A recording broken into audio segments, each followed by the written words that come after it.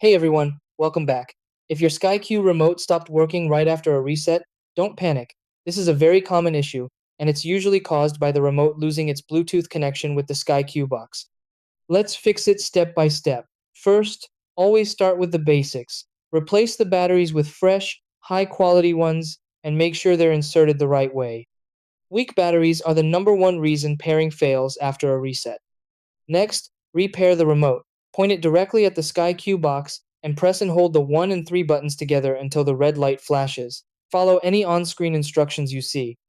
If that doesn't work, fully reset the remote by holding 7 and 9 together until the light flashes 4 times, then repeat the pairing process.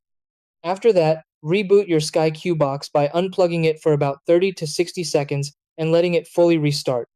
If you're still having issues, check for software updates on your Sky Q box and make sure the front sensor isn't blocked or dusty.